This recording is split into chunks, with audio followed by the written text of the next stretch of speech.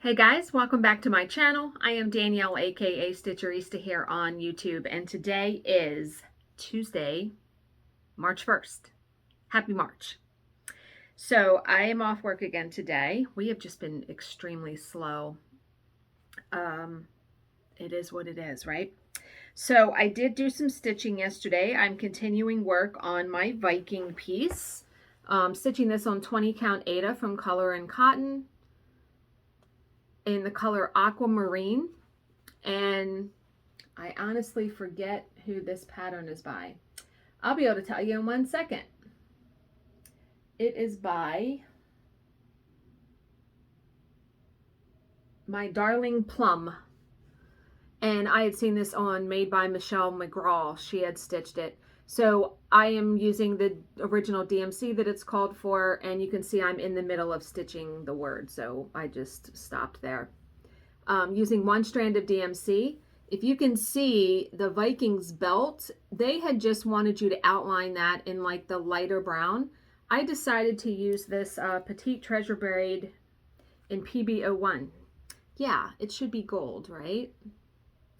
So I'm going to work some more on this today. I'm hoping to get the lettering done and then start on the Vikings like beard and hair, because that is the largest part of this up here.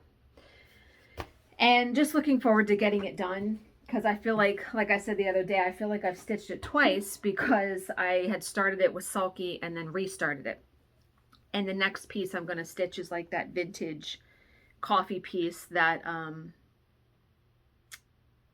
you know, coffee first, evil schemes later, that kind of thing. So there was that. And I decided, someone suggested, Sandra suggested that I do the Ort boxes for everyone at the retreat with the patterned paper. And she's right, the patterned paper looks so much better.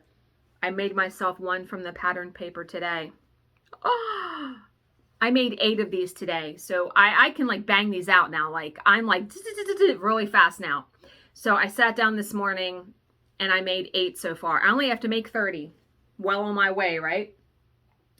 So they look so cool though. I'll show you guys when I get all 30 done. And the reason why I know it's 30 is because it's so funny. I was going to email the organizer of the retreat and say, can you give me a head count for the retreat? Because, you know, I want to make sure I make enough. And she had sent an email around saying, if you haven't booked, you better book because they're out of rooms for the room block. So it was 30 people. I'm going to probably email her closer to the time just to make sure that nobody else has come in, because I don't want someone to not have one. But I'm telling you, it is like the cutest thing, and it's so easy to make. And then I put the little gem on the inside, try to color coordinate that a little bit. It's so cute, right? And like I said, I'm a whiz at it now.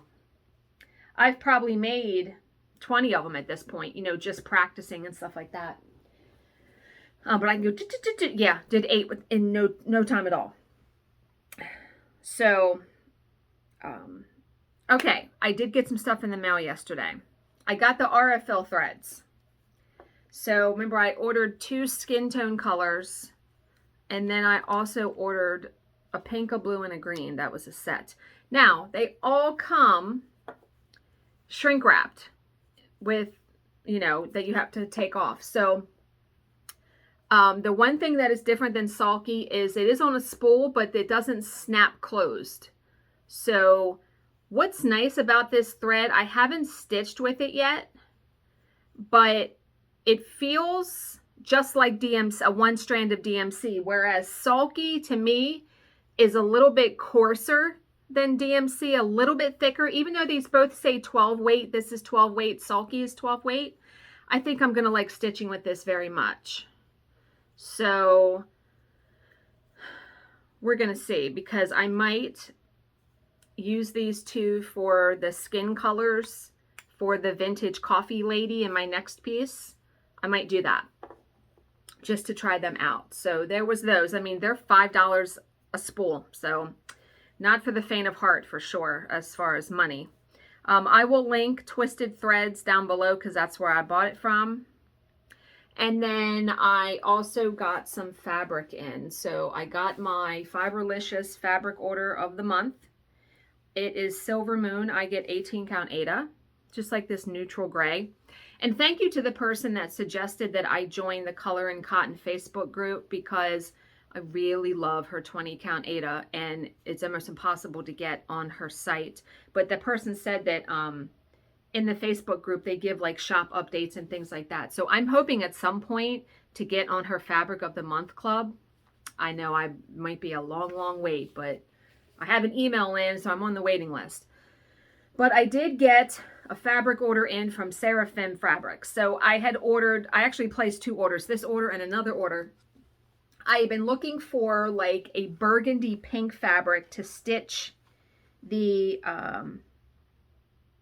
February freebie from Bendy Stitchy for her patrons. And it's like a Valentine piece with a moon. And she had stitched hers on, I don't know, did she design it? I thought it was her design. She stitched it anyway, and it looked really cute. So I got a couple pieces, and I think this may work. This one may work right here.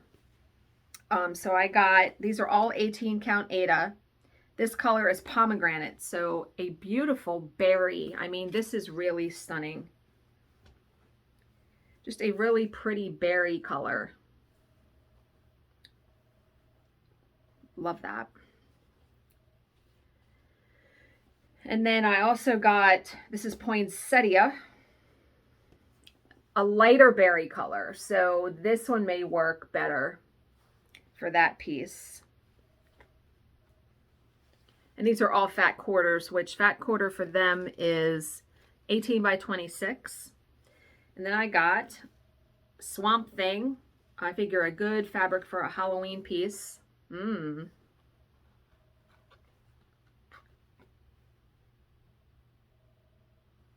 Trying to fold it back neatly. Yeah, I still have like 3 fabric orders outstanding. I mean, I really did like replenish from what I sold on eBay. My hair is just like little wispies. I did take that money and buy, 18 count, 20 count. Okay, this one is called Chimney. And it looked more red, I feel like, but this is like a really pretty brown. Brown purple almost. This one is a beautiful neutral. This is called Honey Amber. I really like this one. Look at that one. See the different colors in it? I love that.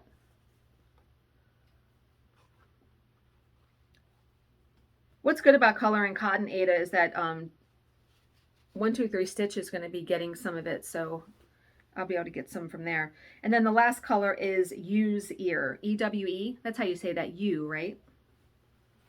Really pretty. Really, really pretty. But yeah, I actually ordered some Ada from Fiberlicious, which shipped. I mean, I have still a bunch of fabric coming in that replenishing my stash. Okay, that was all that I got in the mail.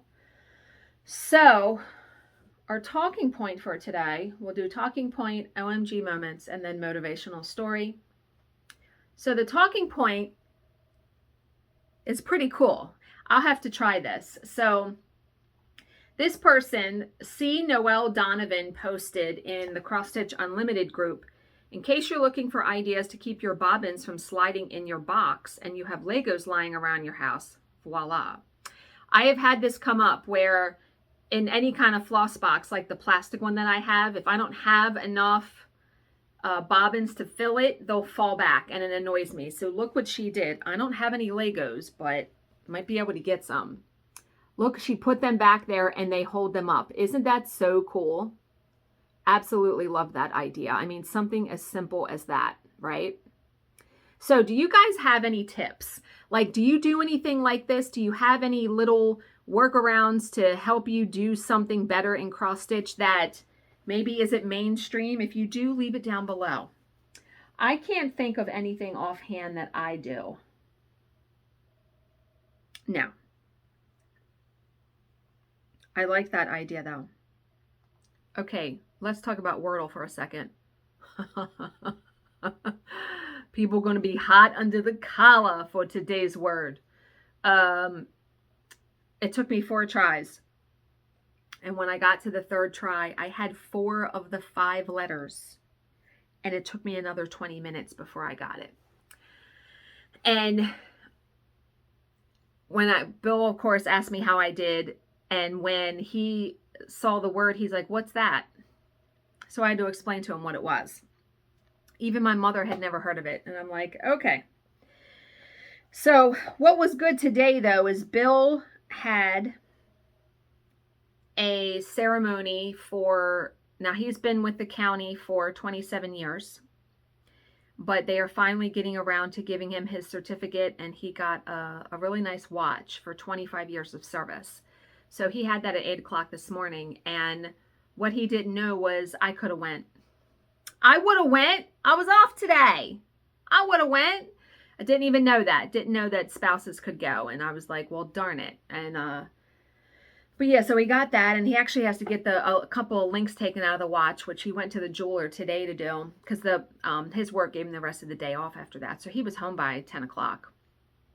And, yeah. So that was really good. I'm really proud of him for, you know, sticking with the job since he's been 19, and not too many people do that. All right. OMG moments. And boy, I'm only going to do a couple because I get some every single day now. I'm never going to run out of them.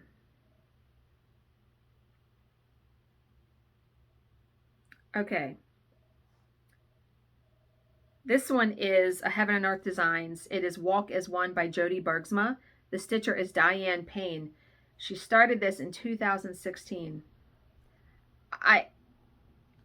The framing, the stitching,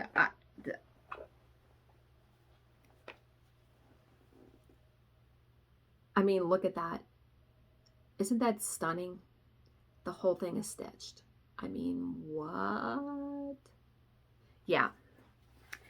I will always forever be in awe of Heaven and Earth Designs finished. Okay, someone else finished a Heaven and Earth Designs, Little Red Riding Hood by Kai Anya. Now the stitcher is Joanna Marazek. So it took her 360 days on 25 count Lugana. This was 400 by 551 stitches. Okay, here is, I'm going to show you a couple pictures. So here is the stitched piece, but here's a better one of it. You can kind of see it. She did it like from this angle. I mean, look at that.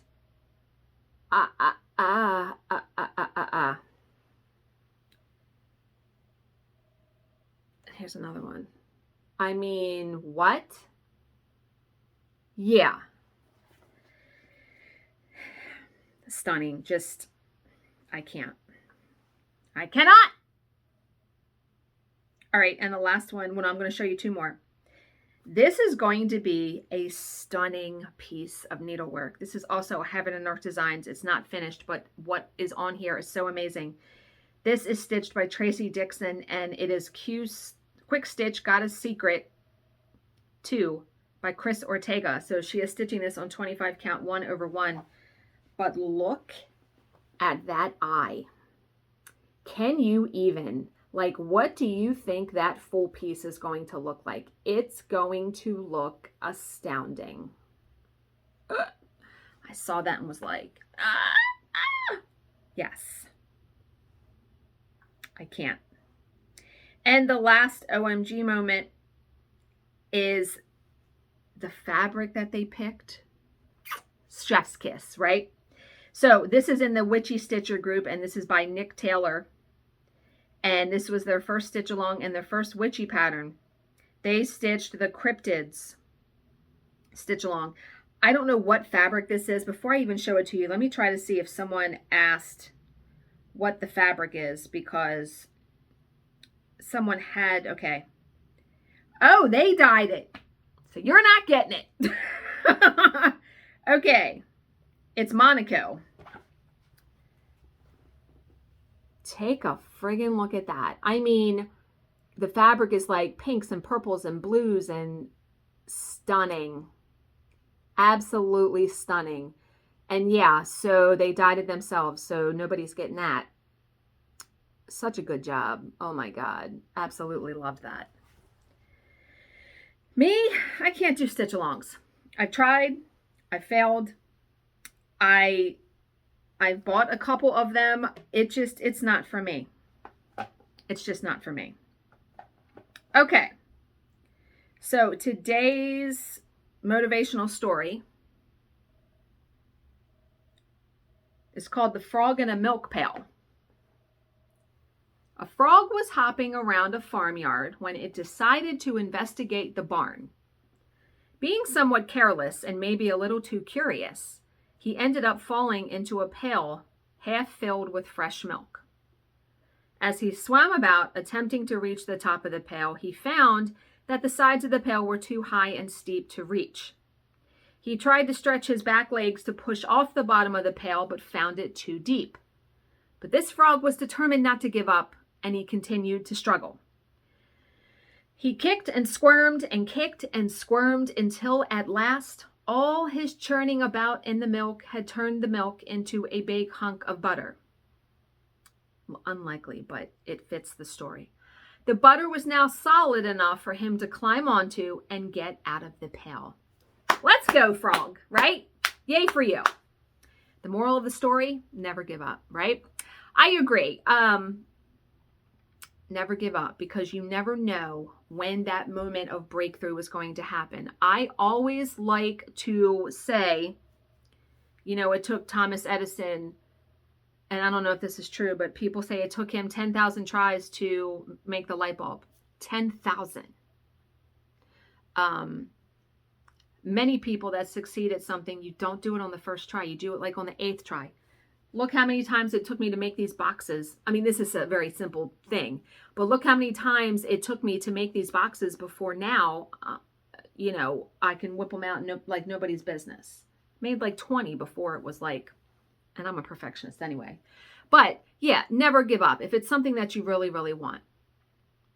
Yay, frog. Got out of the pail of milk. Okay, so how are we going to continue to unfuck ourselves? Still reading Frida McFadden's book. I'm on page 196 of 334, and I need to know what happens. It's a good book. I'm enjoying it very much. I'm reading at lunch. I'm reading at night. I'm reading in the morning. Yeah. Okay. Hadn't done a dramatic tearing off in a couple days. Okay. Why is it in dysfunctional relationships, there's always someone who knows what to do? If that wasn't the case, wouldn't it be a functional one?